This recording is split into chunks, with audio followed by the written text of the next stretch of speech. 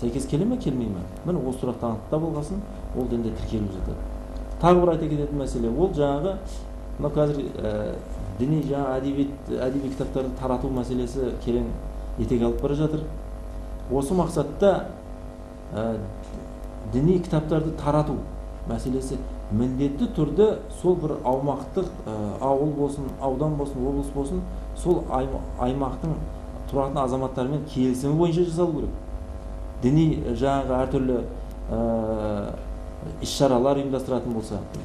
Ал енді жаңа діни ғимараттарды соғу. Өздеріңіз білесіздер, қазір жеке азаматтың үйі болады да, ертеңгі күні бір мешіт болып шығады, немесе бір діни ұйымның орталығы болып шығады. Оған кім рұқсат берді оған? Сол жерде жергілікті халықтың пікірін кім тыңдап жатыр? Ешкім тыңдап жатқан жоқ. Мешіт қылғандар бар. Мешіт қылып жатыр. Сондықтан ендігі жерде міндетті түрде жергілікті билік өкілдері арнайы, егер сол үй болатын болса да, немесе жер берілетін болса, міндетті түрде сол жаңағы сол бағыттағы, сол мақсаттағы жер деп бөлініп беріледі. Бұның барлығы жаңағы жергілікті атқару органдарының бақылауында болады. Жеке меншік мешіт деген болмайды ғой. Жеке меншік мешіт деген болмайды. Жеке меншік жаңағы үйіңізді сіз жаңағы құлшылық орнына аудара алмайсыз. Міне бұл мақсаттың барлығы не үшін жасалып жатыр? Елімізді діни еркіндік бостандығын қалыптастыру және соған қамтамасыз ету. Ал енді мынау тағы бір айта кететін мәселе, біздің кәмелет жасына толмаған балдарымыз, жаңа Камал ағамыз ол мәселені қозғап кетті.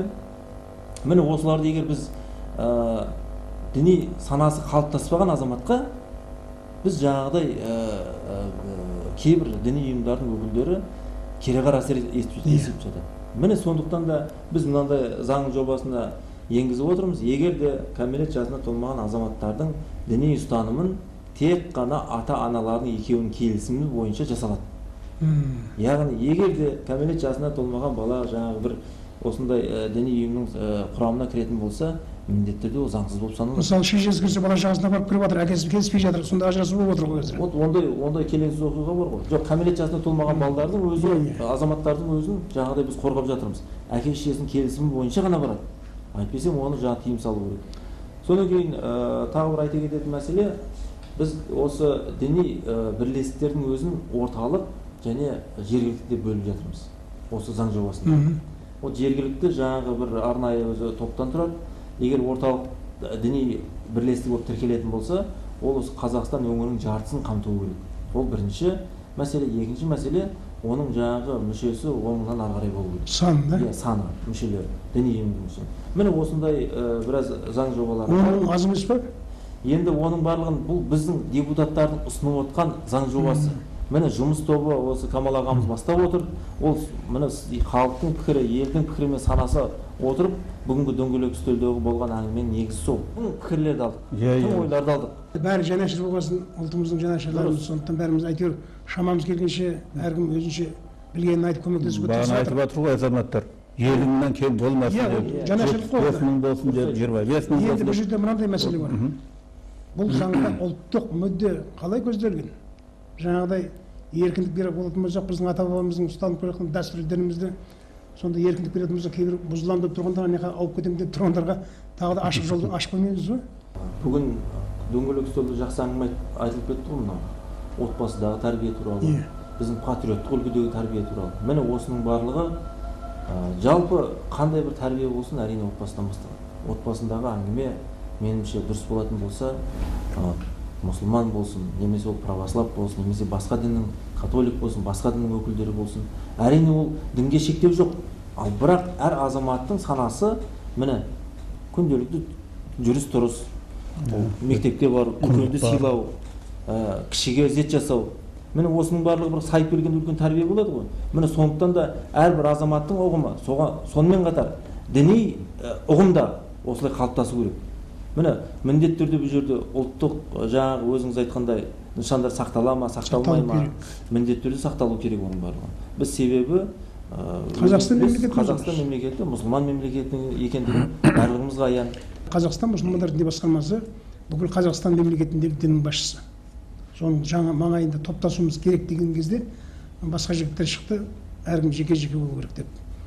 Осының астарында ар жағында не мәселе жатыр? Мысалы, қазір біз заңды өзгертіп, басқа мекемелердің бәрін тиіп, тоқтатып, тежеу жасап, оларға тыйым салармыз. Ал енді өзіміздің исламымыздың ішіне ертең ірі жік шығатын болса, Ирактағы жағдайға апармайды деп соған кепілдік бере аласыздар ма? Біздің ең қауіпті жағдайымыз осы болып тұр қазір. Біз исламның ішінде жікке бөліну деген ең жаман нәрсе болып тұр ғой. Анау жаңа басқа діндегінің көз бақырайып тұрып көрініп тұр ғой, оны сақтанасын. Ал өзің ішіне жау шығып жатқаныңыздан сақтану деген білмейсің ғой, сен ажырата алмайсың. Кім кім екенін. Ал енді бізде муфтият бар. Бүкіл республикамыздың дін саласындағы барлық біріккен бір неге, бір система. Ал енді өкінішке орай, осы мұсылман дінінің ішінде, мәселен, жеке бір ағым бар, Ахмадилер дейміз, тағы да басқалар дейміз, біз суннит болсақ шиизм дейміз, олардың да бір ағым нелерін Иранда бар тәрбиелеп, олар үгіт насихатын жүргізіп, бір бағытта болып жатқан бір ұйымдар бар. Өте көп. Енді олардың барлығы, мәселен, біздің діни басқармамыз ол бір ұйым болып тіркеледі. Тіркелген жағдайда, тіркеу туралы өте жақсы айтып бегім түсіндіріп. Бүкіл мемлекет бойынша ол бір. Әр жерде оның тараулары, филиалдары, нелері болып жатады, ол түсінікті. Ал енді аналар да тіркелу үшін әуелі тіркеуден өту керек. Ол сол жерде, мәселен, ол халқымызға зиян, бір мәселен экстремистік пиғылы бар, жобасы елімізді, халқымызды, жастарымызды оқудан, басқадан бас тартып бір болмайтын жерге апарып, мәселен, орта ғасырлық философияға апарып, орта ғасырларда киімді кию керек, орта ғасырларда жасау нету керек. Салт-дәстүріміздің бәріне кері қарап. Бұл қазір 21-ші ғасыр, қазір жастарымыз ілгері қарай тартуымыз керек. Әрине өзіміздің құндылықтарымызды сақтай отырып, соған сүйене отырып.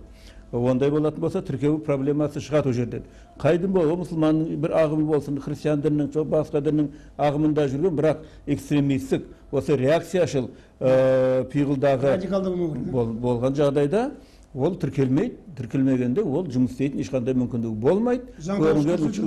Көрінген участковый милициямыз барады, оны жабатта қоя салады, проблем жоқ. Бар ма сенің тіркелген жерің? Жоқ па?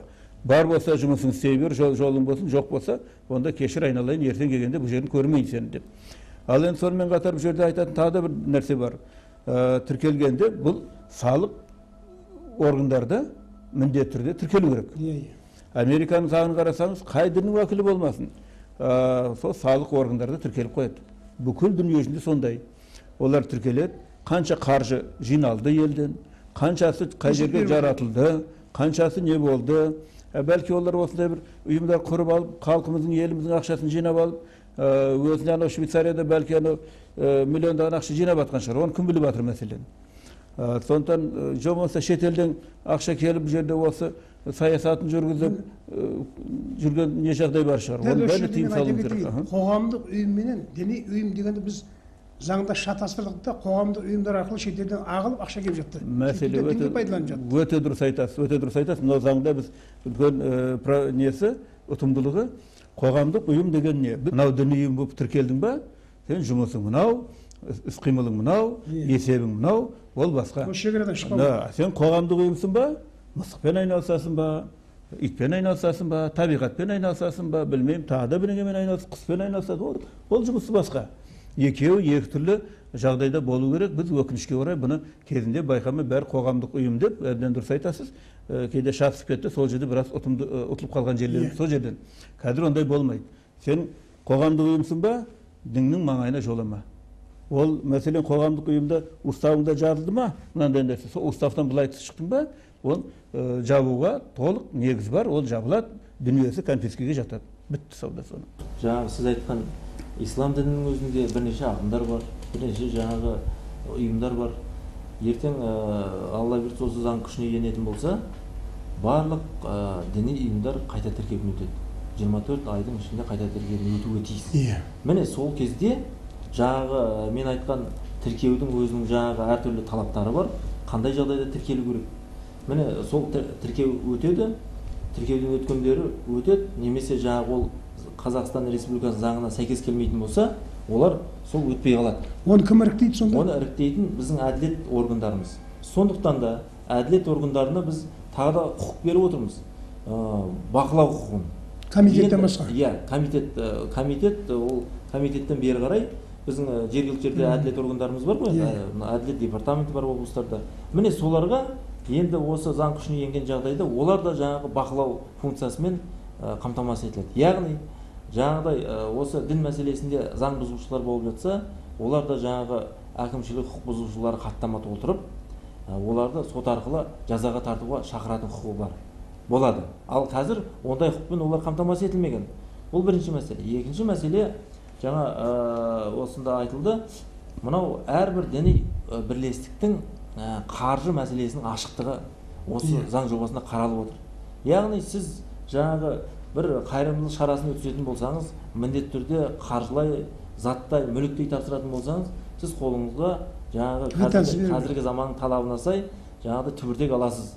Сол түбіртектен кейін ол сіздің жаңағы берген қайырымдылық қаражатыңыз қандай мақсатта жұмсалды, соның барлығы ашықтық болуы тиіс. Жаңа өзіңіз айтып жатсыз, шетелден пәленбай қаржы келіп жатыр. Ол неге келіп жатыр? Ол біздің жаңа ұлттық қауіпсіздігімізге нұқсан келтіретін әрекеттер жасау үшін келіп жатыр ма? Жоқ әлде сол дінді уағыздап, елді тәрбиелейтін жағдай келіп жатыр ма? Міне осындай сұрақтың барлығына шетелден тегін келмейді ғой бізге. Жауап табылады да, заңды түрде жауап табылады. Біз барлығымыз да еліміздің азаматы болғандықтан заңның аясында жұмыс жасауымыз керек. Міне осындай шараларды болдырмау мақсатында осы заң жобасында да қаржылық мәселелерді ретке келтіру мәселесі түбегейлі шешіледі деп ойлаймын. 10%-дан астам халқымыз басқа дінге кіріп кеткен деген мәлімет бар соңғы дерек. Ол өте қауіпті мәлімет. Қазір қазақ 9 миллион болатын болса, біраз жерге барып қалды деген сөз. Енді ертең мына дін заң өзгергеннен кейін біз жаңағы қателесіп білместіктің арқасында әрине әдейі істеген жоқ қой. Ақиқатты іздейміз деп, Құдайды танимыз деп адасқан бауырларымызды кейін қарай қайтарып алудың жолы қалай болар екен? Осыны қалай ойлайсыздар? Енді мен ойлаймын, біз мұсылман діні өте күшті дін. Адам қателеседі, ол Алла аспанда қателеспейді. Адам қателеседі, жолдан жаңылысады, кейде біреудің сөзімен кетіп қалады, еріп кетіп қалады, байқамай, білмей, біліп істейді қатені, білмей істейді. Алла Тағала бәрін кешіреді. Ал енді ананың барлығы күнделікті мынау гипноз жасап, күнделікті мынау қаржы қаражатты қолданып, неше түрлі әдістерді қолданып жатқан ұйымның бәріне былай бір системаға келтіріп, оны оң солын былай білдіріп қойған жағдайда, оларда мәселен қайтадан оларды біз сен үйтіп кеттің, сен бүйтіп кеттің деп итермеуімізге тиіс, итермеуіміз керек. Міне осы жерде біздің діни саладағы имамдарымыз бар, қаншама білім салада осы оқымысты азаматтарымыз бар. Солар сонымен жұмыс істеу керек. Сен түбің мынау, дінің мынау, тәжірибең мынау. Сен қателескен, ол кім қателеспейді? Қателескен болады. Сен еліңе кел, орныңа түс деген мәселен үгіт насихатты біз кең деңгейде жұмыс істеуіміз керек, және оларды бүйтіп итермеуге тиіспіз. Ал енді ол кезде де жоқ, мен осымен кеттім десе, енді ол өзі біледі, өз еркісі. Бірақ қателескен адамға біз кеудесінен итермеуге тиіспіз деп ойлаймын. Өздеріңіз бекітіп жатсыздар квотаны. Биылға 20 мың қазақ еліне басқа мемлекеттерде жүрген шашырап жүрген қазақтарымызды қайтару мәселесін көтердіңіздер. Оған пәлен миллион қаражат бөлінейін деп жатыр. Онда біздің елімізде өзіміздің қандас бауырларымыз басқа дінге кетіп, басқа тілде сөйлеп, басқа өзіміздің қандастарымызға өзі қарсы болып жатқан жағдайда осының қай жағының басымдылығы күшті? Елбасымыздың көрегенді саясатының арқасында біз шетте жүрген отандастарымыз есік жағынан ұмытпауымыз керек. Ол өте дұрыс саясат. Себебі отандастарымыз елге келіп жатса, туған топырағына келіп жатса, ол өте құптарлық іс екен, ол барлығымыз да білеміз. Ал біз бұл мәселені екінші жағынан алып қарайық. Осы біз жаңағы айтып жатырмыз, міне Құдай қаласа заң қабылдайын деп жатырмыз. Осындай мәселелердің бәріне, келеңсіз оқиғалардың бәріне жаңағы тыйым салайын деп жатырмыз. Ал енді азаматтық қоғамның белсенділігін біз ұмытып кетіп жатамыз. Сізбен біз осы отырмыз, қазір үшеуміз отырып үлкен мәселені көтеріп отырмыз. Біздің азаматтығымыз қайда? Біз егер де барып үшеуміз үш отбасыға барып осы әңгімені айтатын болсақ, біз өзіміздің белсенділігін танытып отырмыз ғой, тек қана мемлекетке аузымызды ашып отырмыз. Бұл бірінші мәселе. Екінші мәселе, біздің мынау діни басқармамыз, мұсылмандардың діни басқармасы. Біз мешіттерді Құдайға шүкір салып біттік қазіргі таңда. Жеткілікті. Мешіттер жеткілікті. Ал енді біз осы ислам дінін насихаттау бағытында керемет кітаптар шығаруымыз керек. Әрине қазақ тіліндегі. себебі қарапайым оқырманға түсінікті тілмен шығаруымыз керек. Одан кейінгі жаңағы роликтер шығаруымыз керек. Одан кейінгі